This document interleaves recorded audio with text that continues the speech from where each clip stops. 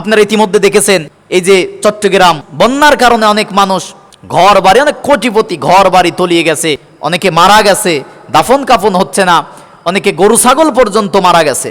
এমন অবস্থায় শেখ আহমদুল্লাহ হাফিজাহুল্লাহ ত্রাণের ব্যবস্থা করেছে আমাদের জোবাইর আহমেদ তাশরিফ।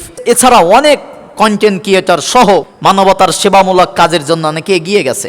এর মধ্যেই ডক্টর এনায়েতুল্লাহ আব্বাসী হাফিজাহুল্লাহ তিনি এক মাহফিলে বলেছে, অনেকে বিভিন্ন ফাউন্ডেশন করে রাখছে শেখ আহমদুল্লাহকে ইস্যু করে, অনেকে মিডিয়াতে তার পন্থী যারা আছে তারা বলতেছে কেন নিজের উপরে টেনে নিচ্ছেন। তা কাকে বলেছে এটা তো জাতি বোঝে। এখন তিনি সরাসরি কি বলল যে এক প্রকার মানুষ এটাই আছে যে দেশে কখন দুর্দিন হবে, বন্যা হবে, বিপদ আসবে, তখন কিছু টাকা নেবে, কিছু টাকা দেবে, নিজে খাবে, দেবে কটাক্ষ করে।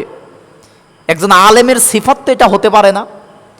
সূরা হাশরের মধ্যে আল্লাহ পাক বলতেছেন সাহাবীদের বৈশিষ্ট্য ওয়ালাউ কানা বিহিম খসাস, তাদের নিজেদের অভাব অনাটন থাকার পরেও তারা একজন আরেকজনকে অগ্রাধিকার দিত। আর আজকে একজন আলেম ও গোল টুপি পরে, পাঁচকলি টুপিওয়ালা দেখতে পারে না, একজন পাঞ্জাবি পরে জুব্বালা আলেম দেখতে পারে না। আলেমদের আজকে কমিউনিটি নাই, ঐক্য নাই, বিভেদপূর্ণ কথা, বিভেদপূর্ণ কাজ, যারে তারে কাফের বলতেছে, ও ওয়াহাবি, ও লামাযহাবি, আমি শুধু হক, ও বাতিল। কি একটা হকের চশমা পড়েছে, নিজেই হক, বাকি সামনে যারা আছে সব বাতিল। জাতির শ্রেষ্ঠ সন্তান আলেমদের মধ্যে আজকে ডিভাইডেড, আলেমদের মধ্যে আজকে বিভেদ, কওমি আলিয়া, আলিয়া কওমি, সুন্নি ওহাবি, আহলে হাদিস, লামাযহাবি, আহলে সুন্নাতুল জামাত, গরম সুন্নি, ঠান্ডা সুন্নি, এক একটা আলেম, এক একটা তরিকা, এক একটা মাযহাব, এক একটা সিলসিলা, এক একটা পথ ধরে আজকে কোরআনের মূল দাওয়াত, কোরআনের মূল ভিশন থেকে আজকে আলেম সমাজ অনেক অনেক দূরে চলে গেছে।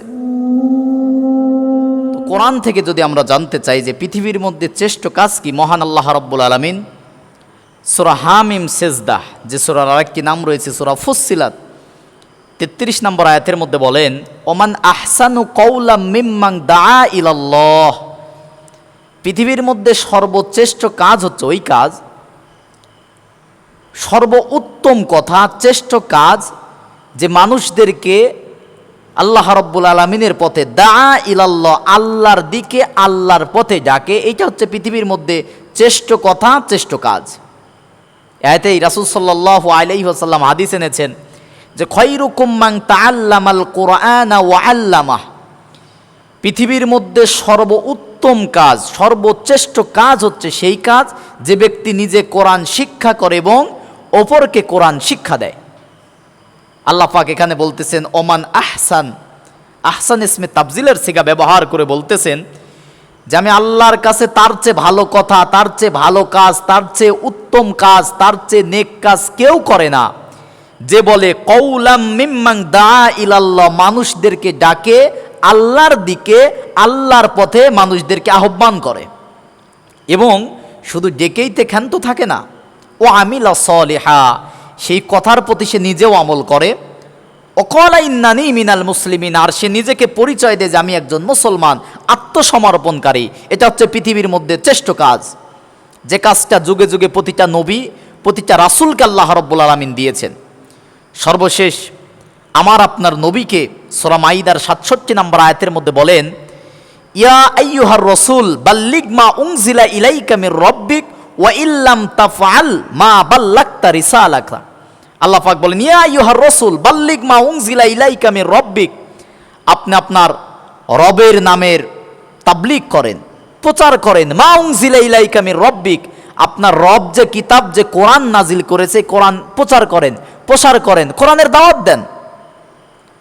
আর আপনি যখন কোরআনের দাওয়াত দিবেন আপনি বাধাগ্রস্ত হবেন, আপনি যখন বাধাগ্রস্ত হবেন আমি আল্লাহ রাব্বুল আলামিন আপনাকে হেফাজত করব। তাহলে দেখেন পৃথিবীর শ্রেষ্ঠ কাজ হচ্ছে মানুষদেরকে কোরআনের দিকে, আল্লাহর দিকে আহ্বান করা, ডাকা, এবং এই কাজের আদেশ স্বয়ং আল্লাহ রাব্বুল আলামিন প্রতিটা নবী রাসূলকে আল্লাহ পাক দিয়েছেন। এই কাজ সাধারণ কোনো কাজ নয়। দায়ী ইলাল্লাহ, যারা দায়ী, এদের কাজ সামান্য কোনো কাজ নয়, সর্বশ্রেষ্ঠ কাজ, পৃথিবীর মধ্যে একমাত্র শ্রেষ্ঠ কাজ নবী রাসূলদের কাজ হচ্ছে এইটা, মানুষদেরকে আল্লাহর পথে ডাকা। এই জন্য আলেম সমাজ কিভাবে ডাকবে আল্লাহ পাক সে শিক্ষাও সূরা নাহালের 125 নম্বর আয়াতের শুরুতেই বলেন উদউ ইলা সাবিলি রাব্বিকা বিল হিকমাহ, আল্লাহ পাক বলতেছেন, আলেম সমাজ তোমরা যখন মানুষদেরকে ডাকবে, উদউ, যখন তোমরা ডাকবে, ইলা সাবিল রব্বিকা, তোমার রবের পথে যখন ডাকবে, তখন বিল হিকমা, হেকমতের সাথে ডাকবে। আমার দেশের আলেম এখন এই হেকমতটাকে কৌশল, গোপনীয়তা বানিয়ে মসজিদের মেম্বারে বসে কোরআনের কথাগুলো গোপন করে, ওয়াজের মঞ্চে বসে কোরআনের হক কথাগুলো দুর্দিনে দাতির সামনে বলে না। বিভিন্নভাবে তারা কোরআনের হক কথাগুলো গোপন করতে করতে আজকে যখন হকপন্থী আলেম কোরআনের সঠিক কথাগুলো বলে, জাতির মানুষ মনে করে না এটা তো নতুন কথা, কারণ ইতিপূর্বে আলেমরা এভাবে বলে নাই। কিন্তু হেকমতের ব্যাখ্যা আমি কোরআন হাদিসের দায়ীদের ওপরে আমি একাধিক বই পড়েছি। সর্বশেষ আমি যে বইটা অলরেডি পড়তেছি, ডক্টর ইউসুফ আল কারজাবির বই, দায়ীদের জ্ঞান চর্চা। এই বইটা অসাধারণ একটা বই। কিভাবে বক্তৃতা দিতে হবে, কিভাবে কথা বলতে হবে, কিভাবে কোরআন হাদিসের দলিল দিয়ে কথা বলতে হবে, এই বইয়ের মধ্যে ডক্টর ইউসুফ আল কারজাবি তুলে ধরেছেন। আমি যতগুলো দায়ীদের বই পড়েছি, দায়ী ইলাল্লাহ বা কোরআন হাদিসে যতটুকু দেখেছি, যে উদউ ইলা সাবিলি রব্বিকা বিল হিকমা, তোমরা তোমাদের রবের দিকে ডাকো কিভাবে? হেকমতের সাথে। এখন হেকমতের প্রথম অর্থ হচ্ছে এই যে দলিল এবং প্রমাণ দিয়ে তোমরা ডাকো। হেকমত মানে যে কোরআনের কথা গোপন করা না, হেকমত মানে কোরআনের দলিল প্রমাণ দিয়ে জাতির সামনে নির্ভয়ে নির্দ্বিধায় কথা বলা, এটার নাম হচ্ছে হেকমত। হেকমত মানে হচ্ছে দলিল এবং প্রমাণ। এরপরে বলতেছেন ওয়াল মাউইজাতিল হাসানা, এবং সুন্দর উপদেশ দাও। যদি তর্ক করতে করো, এলেম এবং হেকমা, এলেম হচ্ছে জানা, আর এলেমটা কোথায় কিভাবে প্রয়োগ করতে হবে এটার নাম হচ্ছে হেকমা। সহজ অর্থে যেটা, একাধিক ব্যাখ্যা আছে এলেমের এবং হেকমার, কিন্তু সহজ অর্থে এইটা। কিন্তু আজকে দেখেন, অবাক হবেন, আজকে জাতির শ্রেষ্ঠ সন্তান আলেমদের মধ্যে আজকে ডিভাইডেড, আলেমদের মধ্যে আজকে বিভেদ। কওমি আলিয়া, আলিয়া কওমি, সুন্নি ওহাবি, আহলে হাদিস, লামাজহাবি, আহলে সুন্নাতল জামাত, গরম সুন্নি, ঠান্ডা সুন্নি, এক একটা আলেম, এক একটা তরিকা, এক একটা মাযহাব, এক একটা সিলসিলা, এক একটা পথ ধরে আজকে কোরআনের মূল দাওয়াত, কোরআনের মূল ভীষণ থেকে আজকে আলেম সমাজ অনেক অনেক দূরে চলে গেছে। আপনারা ইতিমধ্যে দেখেছেন, এই যে চট্টগ্রাম বন্যায় অনেক মানুষ, বন্যার কারণে অনেক মানুষ ঘর বাড়ি, অনেক কোটিপতি ঘর বাড়ি তলিয়ে গেছে, অনেকে মারা গেছে, দাফন কাফন হচ্ছে না, অনেকে গরু ছাগল পর্যন্ত মারা গেছে। এমন অবস্থায় শেখ আহমদুল্লাহ হাফিজাহুল্লাহ ওয়া, তিনি কিছু ত্রাণের ব্যবস্থা করেছে। আমাদের জোবাইর আহমেদ তাশরিফ, এছাড়া অনেক কন্টেন্ট ক্রিয়েটর সহ মানবতার সেবামূলক কাজের জন্য অনেকে এগিয়ে গেছে। এর মধ্যেই ডক্টর এনায়েতুল্লাহ আব্বাসী হাফিজাহুল্লাহ ওয়া, তাকে শ্রদ্ধা করি, সম্মান করি। তিনি এক মাহফিলে বলেছে, অনেকে বিভিন্ন ফাউন্ডেশন করে রাখছে, শেখ আহমদুল্লাহকে ইস্যু করে অনেকে মিডিয়াতে তার পন্থী যারা আছে তারা বলতেছে কেন নিজের উপরে টেনে নিচ্ছেন। তা কাকে বলেছে এটা তো জাতি বোঝে। এখন তিনি সরাসরি কি বলল, যে এক প্রকার মানুষ এটাই আছে যে দেশে কখন দুর্দিন হবে, বন্যা হবে, বিপদ আসবে, তখন কিছু টাকা নেবে, কিছু টাকা দেবে, নিজে খাবে, দেবে, কটাক্ষ করে। একজন আলেমের সিফাত তো এটা হতে পারে না। সূরা হাশরের মধ্যে আল্লাহ পাক বলতেছেন, সাহাবীদের বৈশিষ্ট্য, ওয়ালাউ কানা বিহিম খসাস, তাদের নিজেদের অভাব অনাটন থাকার পরেও তারা একজন আর একজনকে অগ্রাধিকার দিত। আর আজকে একজন আলেম ও গোল টুপি পরে, পাঁচকলি টুপিওয়ালা দেখতে পারে না, একজন পাঞ্জাবি পরে জুব্বালা আলেম দেখতে পারে না। আলেমদের আজকে কমিউনিটি নাই, ঐক্য নাই, বিভেদপূর্ণ কথা, বিভেদপূর্ণ কাজ, যারে তারে কাফের বলতেছে, ও ওহাবি, ও লামাজহাবি, আমি শুধু হক, ও বাতিল। কি একটা হকের চশমা পড়েছে, নিজেই হক, বাকি সামনে যারা আছে সব বাতিল। আমি ডক্টর এনায়েতুল্লাহ হাফিজাহুল্লাহকে শ্রদ্ধা করি, ভালোবাসি। আমি শুধুমাত্র তার ওয়াজের একজন ভক্ত নয়, আমি তার দরবার শরীফে দীর্ঘ 2 দিন অপেক্ষা করে, আমি তার মসজিদে জুমার নামাজ আদায় করে, আমি তাকে সাধারণভাবে ফলো করি না, তার এলেমের প্রতি শ্রদ্ধা জানাই। আল্লাহ পাক তাকে কি পরিমাণ এলেম দান করেছে, আল্লাহ পাক নেক হায়াত দান করুক। আমি সর্বাবস্থায় তার জন্য দোয়া করি, নামাজে আদায় করে আমি তার জন্য দোয়া করি, মুনাজাতে আমি তার জন্য দোয়া করি, সেজদায় গিয়ে আমি তার এলেম বৃদ্ধির জন্য, নেক হায়াতের জন্য দোয়া করি। কিন্তু আমি বলতে চাই যে আপনি আলেমদেরকে ডাকেন, আমি মনে করি যে আপনার যে পরিমাণ এলেম, আপনি যদি একটু সবর করেন, রাগটা যদি একটু কম করেন, মেজাজটাকে যদি একটু কন্ট্রোল করতে পারেন, এ জাতির মানুষ আপনাকে মাথার তাজ করে রাখবে, মাথার মুকুট করে রাখবে। আর আপনার কাছে আমার ক্ষুদ্র জ্ঞানে অনুরোধ থাকবে, মসজিদের মেম্বার থেকে আপনি আলেমদেরকে ডাকেন। আপনার ডাকে সাড়া দেবে না এমন কোনো আলেম আমার মনে হয় না যে এমন কোনো আলেমের দুঃসাহস আছে যে আপনার ডাকে সাড়া দেবে না। আপনি মিজানুর রহমান আজহারিকে কাফের বলছেন, কাছে ডাকতেও তো পারেন। কাছে ডেকে আপনি বলতে পারেন যে তোমরা তো অনেক ছোট, এইভাবে দাওয়াতি ময়দানে কাজ করো, এভাবে কাজ করলে ফল ভালো হবে, মানুষ ইসলাম বুঝবে, কোরআন বুঝবে। আপনি আন্দাজে কাফের ফতোয়া দিচ্ছেন। আমির হামজাকে ডাকেন। বক্তৃতা দিতে গিয়ে আমাদেরও হাজারো কথার মধ্যে দুই একটা কথা মিস্টেক হয়ে যায়। অনেক ক্ষেত্রে রাসূলের নাম নিতে গিয়ে সাল্লাল্লাহু আলাইহি সাল্লাম বলতে পারি না, স্মরণে থাকেন অনেক কথা বলতে গেলে, এটা যদি আমাদের ব্যর্থতা। অনেকে সাহাবীদের ক্ষেত্রে অনেকবার বলতে বলতে রাদিয়াল্লাহু তাআলা আন বলতে পারি না। আমাদের মহিলা সাহাবীদের ক্ষেত্রে বলতে গেলে আনহা, অনেক ক্ষেত্রে আনহু বলে যায় কথা বলতে বলতে। মানুষ তো আমরা, বলতেটা হবে, কথার ক্ষেত্রে ভুলও হয়ে যায়। আপনি আলেমদেরকে ডাকেন, কাছে নেন।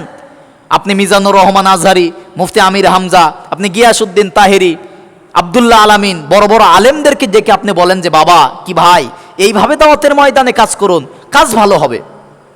আপনি শুধুমাত্র সামান্য কি বুঝি না আমি, আপনার এলেমকে আমি শ্রদ্ধা করি, কি বলবো কি বলা হয়ে যাবে, আল্লাহ মাফ করুন, আমি আল্লাহর নামে কসম খেয়ে বলি, জাতির মানুষ আপনাকে যে শ্রদ্ধা করে, আপনি যখন ডিবেটে কাফেরদেরকে যখন চুবানি দিচ্ছেন, নাস্তিক মুরতাদদেরকে যখন আপনি ইসলামের পক্ষে দাঁড়িয়ে দাঁত ভাঙা জবাব দেন, গোটা বাংলাদেশ সহ গোটা পৃথিবীর মুসলমানেরা তখন আপনার জন্য দোয়া করে।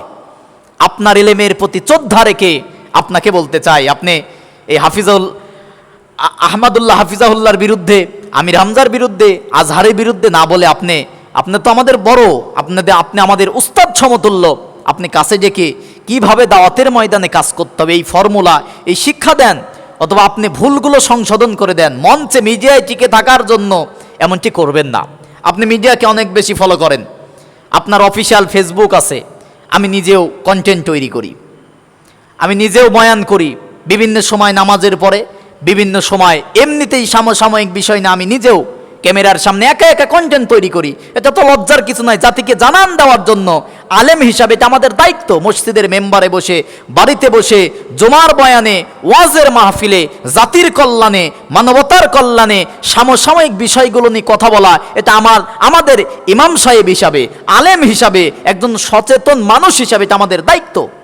আমি নিজেও জানি যে আপনি একজন কন্টেন্টের মাধ্যমে জাতিকে সতর্ক করেন। আপনার নিজস্ব চ্যানেল আছে, আপনি দরবার শরীফে আলোচনা করেন, জমার বয়ানে আপনি আলোচনা করেন। আপনার কাছে অনুরোধ থাকবে, আপনি আলেমদেরকে বিভেদ তৈরি না করে আলেমদেরকে কাছে টেনে নিয়ে আপনি আলেমদের ভুলগুলো আপনার দরবারে ঘরোয়াভাবেও তো সংশোধন করতে পারেন। আপনি একজন বিজ্ঞ আলেম, কিন্তু আপনার মনের মধ্যে যদি হিংসা থাকে, আপনার ইলমের যদি অহংকার তৈরি হয়, খাসলাতটা তো শয়তানের হয়ে গেল। আমরা আপনার কাছে শিখতে চাই, আপনাদেরকে আমরা উস্তাদ মানি, আমরা ছোট যারা আছে আপনাদের কাছ থেকে শিখতে চাই। সবাই তো কথা বলতে পারে না, অনেকের এলেম আছে। আমাদের উস্তাদগুলো, আমি যখন বুখারীর কিলাপ করেছি, তাফসিরে জালালাইন পড়েছি, এলেম কারে বলে শিক্ষকদের দিকে তাকিয়ে থেকেছি। মাঝখানে সে স্যার জিজ্ঞাসা করেছে, মনোযোগ নাই, আমি তার গভীরের মধ্যে চলে গেছি। আমি নিজেও বুখারীর ক্লাসে অবাক হয়ে গেছি, বিজ্ঞ আলেমদের ক্লাসে বসে বসে। আমি আপনাকে শ্রদ্ধা করি, ভালোবাসি। আলেমদেরকে কাছে ডেকে নিয়ে ভালোবেসে, হিংসা বিদ্বেষ না করে, বিভেদ তৈরি না করে, ঐক্য নষ্ট না করে আপনি আলেমদেরকে কাছে টেনে নিয়ে দাওয়াতের ময়দানে কাজ কিভাবে করতে হবে আমাদের সেই শিক্ষা দেন। পৃথিবীর শ্রেষ্ঠ কাজ এইটা, আর আমাদের দায়িত্ব এটা। বাল্লিগু আন্নি ওয়ালাউ আয়া, রাসূল বলেছেন যদি একটি অর্থ জানো তোমরা প্রচার করো, জানিয়ে দাও, বলে দাও। তালেম হিসাবে আমাদের দায়িত্ব, আমরা জাতির মানুষের সামনে কোরআনের হক কথাগুলো জাতির মানুষের সামনে বলতে চাই। আল্লাহ রাব্বুল আলামিন যেন আমাদেরকে কোরআনের কথাগুলো বলার, সহজভাবে বলার তৌফিক দান করে।